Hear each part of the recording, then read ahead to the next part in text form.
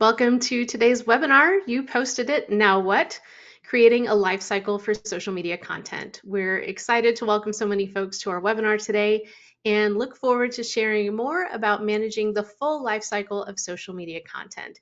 If you have questions, please drop those in the questions box as we go through today, and time permitting, we will answer those at the end. Before we get started, just a little bit about us. Social News Desk empowers critical communicators with powerful, secure social media management and archiving software trusted by more than 10,000 professionals. We were founded in 2010, and since then, we've proudly supported America's largest news companies, cities, government agencies, school districts, universities, and businesses who require powerful, always-on social media tools. And a little bit about me. I'm Sarah Lloyd, the head of product success and evangelism here at Social News Desk.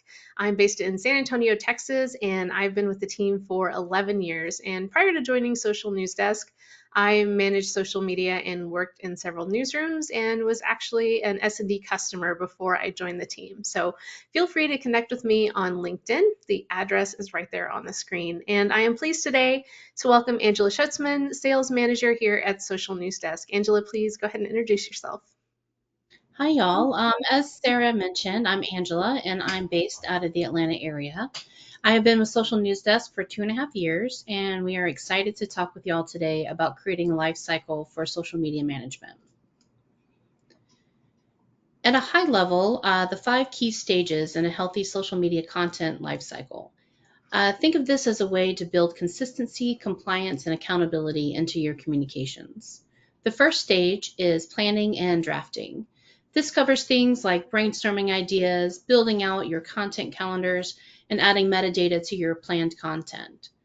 Next is internal review and approval. This means ensuring that your social media content is accurate, appropriate, and accessible. Third, we have scheduling and posting. This is actually publishing the content and documenting what was published, who, when, and by whom. Next is engagement and community management. This stage covers responding to the public and capturing those interactions. And finally, we have retention, archiving, and deletion. In this stage, we are deciding what to keep, for how long, and how to store it. Let's take a quick poll. All right. Get that poll up. What stage is the biggest challenge you face in your social media lifecycle? Content planning and drafting, internal review and approval, scheduling and posting, engagement and community management, retention, archiving, and deletion. All right, I see those answers coming in, so we'll give you guys just a few seconds to go ahead and take that poll. Awesome, thank you guys so much for voting. All right, almost everyone has voted here. So we'll go ahead and end that poll, and it looks like most people are challenged by the engagement and community engagement part of it. All right, thanks y'all for taking the poll. Managing your social media lifecycle is critical. Without documented lifecycle, you're risking things like lost records if posts are deleted or edited, compliance gaps under public records laws, and internal confusion over who's responsible for what. But with the right systems and workflows in place, you can improve efficiency, reduce risk, and build trust within your community. Sarah, can we talk a little bit about that? Yeah, of course. Thanks, Angela. So let's start by talking about our first stage, which is drafting and planning your content. This is the foundation of your content lifecycle. Good planning prevents last-minute chaos, reduces errors, and ensures consistency across your teams and platforms. Our first tip is to use a content calendar. A shared content calendar aligns teams and departments by organizing post dates and times, campaign themes or goals like safety awareness, enrollment, and city services, and key events and observances such as back to school, election day, or observations such as severe weather preparedness week. You might use color coding or tags for departments like police, library, or athletics, or to code post types such as emergency, informational, or celebratory. For each post or campaign, capture the post objective. What are we trying to achieve? The audience, who is this for? Parents, residents, students, or media? Messaging or tone. This educational? Is it urgent, celebratory, etc.? And you might make note of any platform specific things like a thread for X, image sizes for Instagram, or event details for Facebook.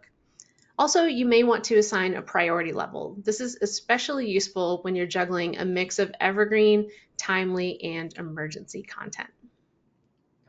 If you'd like to get started with planning right away, we have a post-planning template available for download at the QR code on your screen.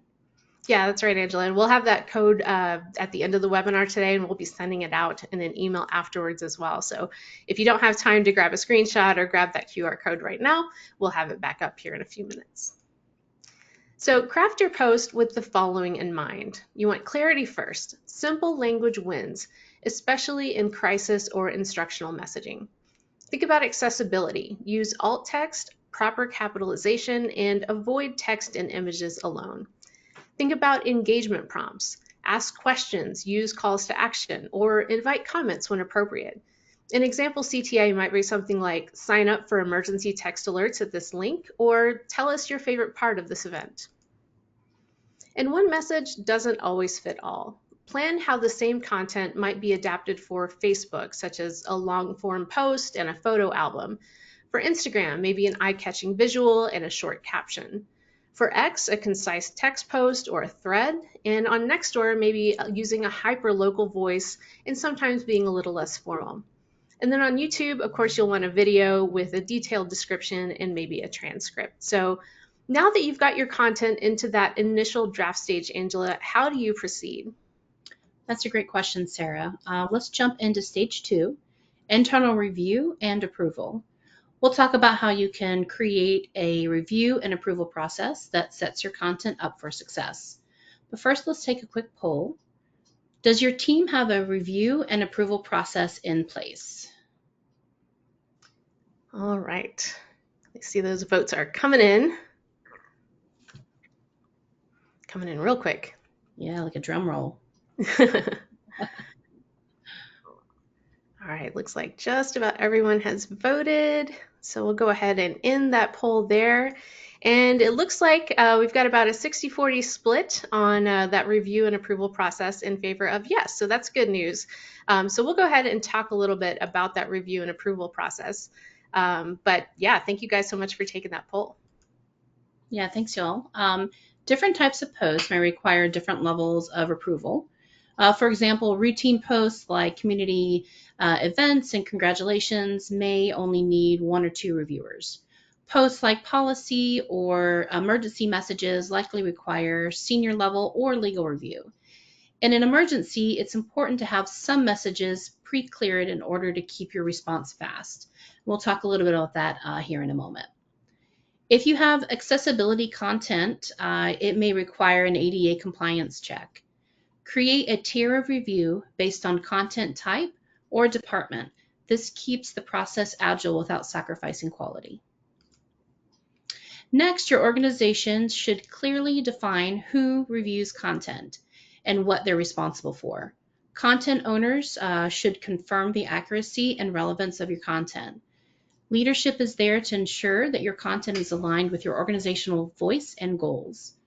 Of course, your legal or compliance team should flag any potential risks or issues.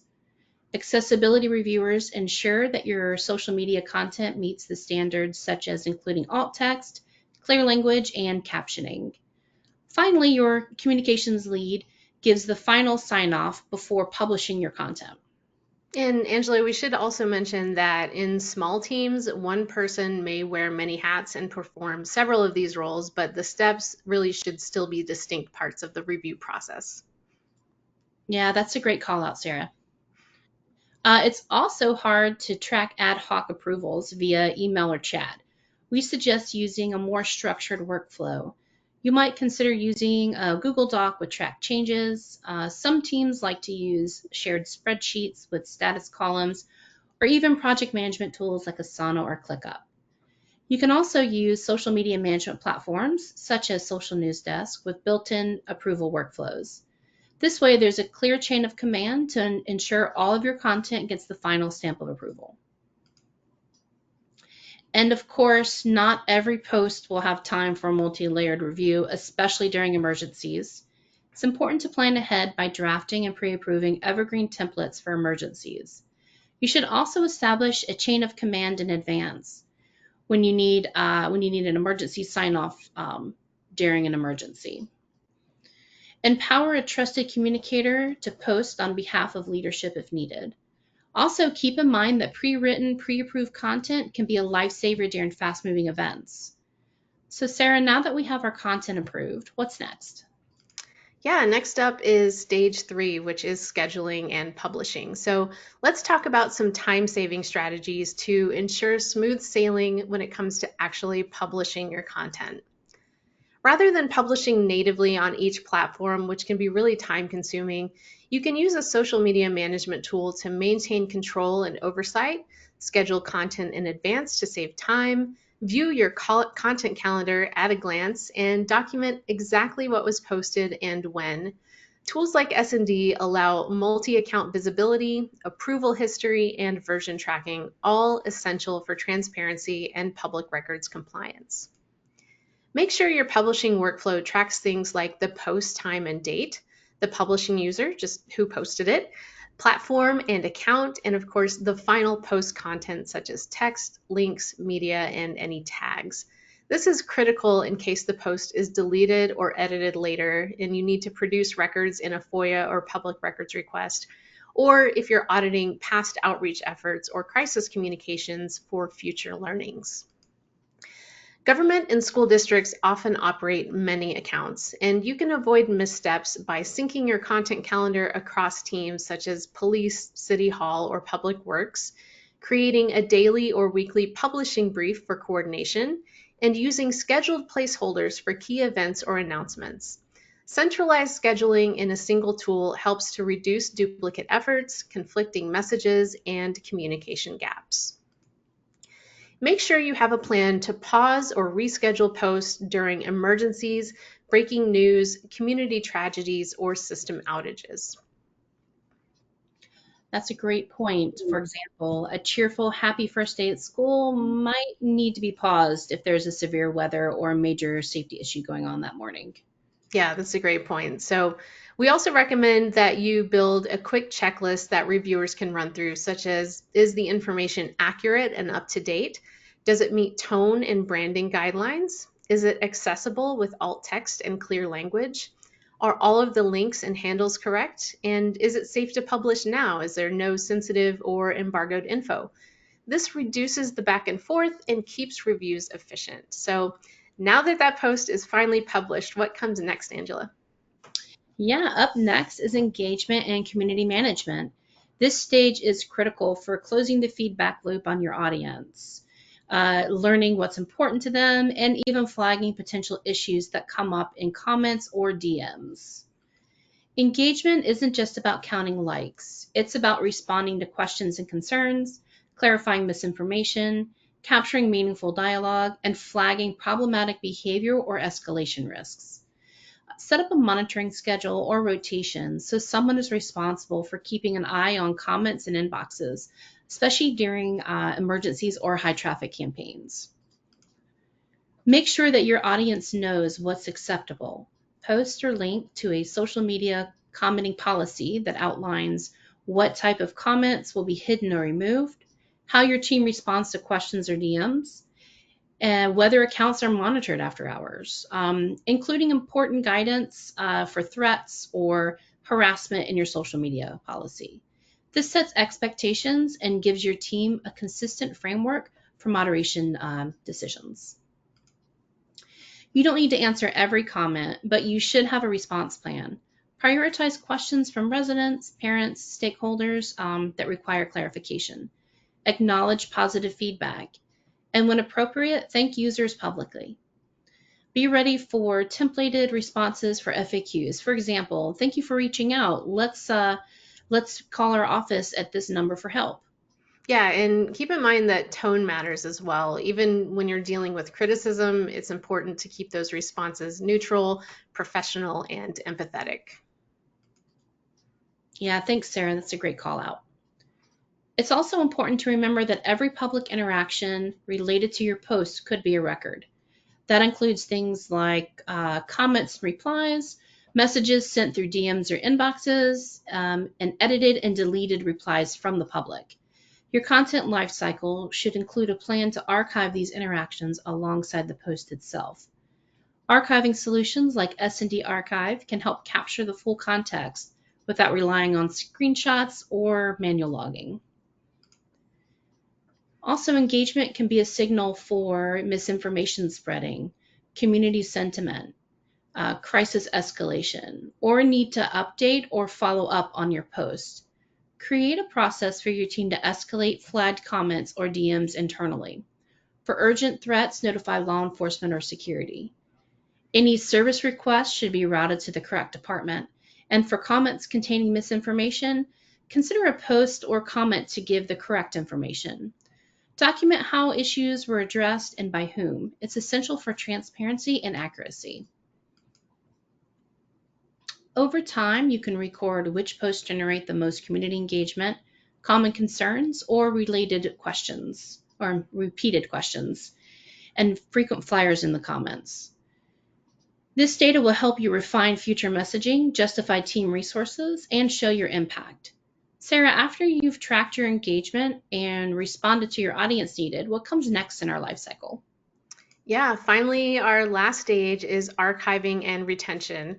This stage is critical for organizations like governments or public schools to ensure they can comply with open records requests.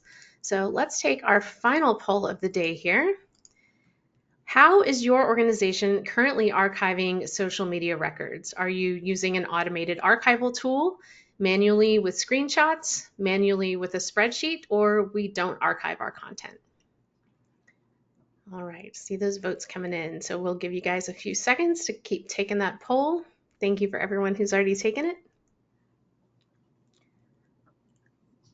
All right, a few more people still voting. Okay, we'll go ahead and end it there. Excuse me. And it looks like the most common is we don't archive our content with about 45% of our respondents today. So let's go ahead and talk a little bit more about archiving and retention.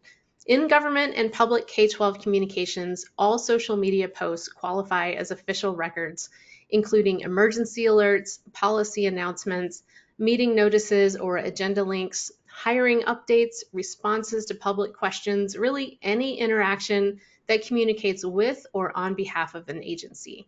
And it's not just the original post. Comments, replies, edits, and deletions are part of the record too. Not all posts have the same retention requirement. Define how long you should keep things like emergency communications, which may require permanent retention, general announcements, which often need to be retained for 2 to 5 years, event promotions, which might only need short-term storage, and comments and replies, which should be retained for as long as the associated post is archived. You should consult your state or local records retention schedules in order to stay compliant. Archiving with manual screenshots or exports just isn't a sustainable process. So consider investing in a social media archiving tool that automatically captures every published post, comment, reply, direct message, and edit. It should store metadata such as timestamps, the user who created the content, and the source platform.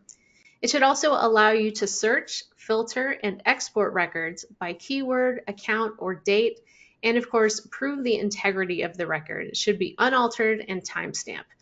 Tools like SND Archive can help you automate this process and reduce manual work. A good archive should also be cloud-based and secure, include full metadata, allow keyword search for terms like emergency, incident, or specific names, and include audit trails showing who accessed or exported records. This is especially important when responding to public records requests or audits. And some posts, of course, don't need to live forever. If your records policy allows deletion, ensure you've archived the post before removing it from the platform. Document why the post or comment was deleted, such as an expired event or spam or replaced information, and include that deletion in your archive service. Even deleted posts and comments must be retained if they qualify as a record. Make sure your team understands what qualifies as a record, what your retention schedule says, how your archive works, and of course, how to respond to records requests. You might set a recurring check-in, such as quarterly or annually, to review your archiving processes and retention policies. Before we get into our Q&A, if you'd like more information about Social News Desk, please reach out to us at sales@socialnewsdesk.com or feel free to start a free 2-week trial at socialnewsdesk/demo. Our friendly team will be happy to help y'all out. Yeah, and one more quick plug. Be sure to join us on Wednesday, September 24th for our next webinar, Scaling Social Media Management for Government and Agencies. And you can scan that QR code on your screen to register, or we'll also have that up on our website. This exclusive webinar is designed for government social media managers, agency account directors, communications leaders, and PR professionals. You'll learn how to create scalable processes, maintain consistent messaging, and meet every compliance requirement, no matter how large your team or portfolio of accounts. Also, here is the QR code for our post planning template if you'd like to download it, and we'll also have it available in that follow-up email after today's webinar. So now let's go ahead and get into some questions. All right, the first question I have here, can you speak on the difference between engagement and impressions and which is more important when viewing and understanding analytics? So that's a great question. I'll go ahead and take that one. Engagement is the measure of how many people have interacted with your post in some ways. So reactions, comments, and shares, sometimes clicks are considered engagements as well. Impressions is how many times that post has showed up on someone's screen. And it may show up multiple times for individual folks. So it really depends on your goals. If your goal is to reach as many people as possible, impressions or reach might be a better goal for you, and you might want to prioritize content that is getting more engagement and reach. If your goal is to have more people interact with your content, then engagement is a great measurement to look at. Sometimes you can also look at things like just shares if you want to see how many people are choosing to kind of spread the word about a piece of content. So yeah, that's a great question. Thank you so much. All right, our next question. How hard is it to switch from an existing archive service to SND archive? Angela, you want to take that one? Yeah, absolutely. Our team makes it super easy. You can export your archive from your current tool, and our team will import it into the SND archive. The onboarding process is very simple, and we'll have you up and running within a few minutes. All right, great. That was another great question. The next question we have, I'll go ahead and take this one. How do you recommend balancing real-time posts with scheduled or evergreen content in a content lifecycle? So a balanced content lifecycle should include a mix of evergreen posts scheduled in advance and of course space for those real-time updates. And we recommend building out a content calendar in S&D dashboard that includes recurring planned content such as events, public service messaging, or seasonal topics so that your team has consistent coverage. And then this frees up bandwidth to respond quickly to real-time moments like Taylor Swift's new album, for instance, without having to scramble. The key is really to treat scheduled content as your foundation and then use those real-time posts to enhance engagement when relevant opportunities arise. All right, our next question. Do you have tips for making social media archiving easier across multiple platforms like Facebook, X, Nextdoor, and Instagram? Angela, you want to take this one? Yeah, absolutely. Yes, we do. The best way to simplify social archiving is to centralize your content management. With S&D Archive, we automatically and securely capture posts, comments, deleted content, and even edited versions across your connected platforms like Facebook, X, Instagram, Blue Sky Threads, and more. You do not need to download logs or manually track screenshots. Everything is searchable and exportable, making it super easy to respond to public records requests or audits, no matter which platform that the content comes from. All right, and it looks like we have one more question here. How can teams make review and approval processes more efficient without slowing down posting? Yeah, that's a great question. Efficiency really comes from having a clearly defined workflow. In tools like SND Dashboard, you can create custom user roles, you can set permissions for each user, and build approval flows that mirror your team's needs. And that means that you can have content creators who draft posts, editors or legal teams can then review them, and of course, approvers can give the green light all in one place. And this helps to eliminate back and forth emails and ensure that posts go out on time while still meeting your internal and regulatory standards. And actually, we had one more question come in. Angela, I'll pitch this one to you. Mhm. How do you measure whether your content lifecycle strategy is actually improving your communications or saving time? That's a great question.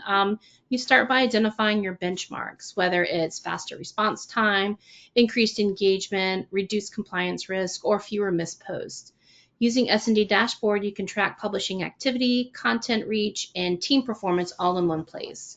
On the archiving side, S&D Archive helps reduce the time spent locating or compiling records. The real success comes from when your team can do a lot more with a lot less stress, fewer last minute scrambles, more consistent messaging, and create a system that y'all can really trust. All right, we have another question that just came in. What should we do if there's an audit if we are just starting our process with archiving with regard to content we had not yet entered into spreadsheets? How far back does an audit go? So it can go back, some audits may go back years, some may just go back, 30 days.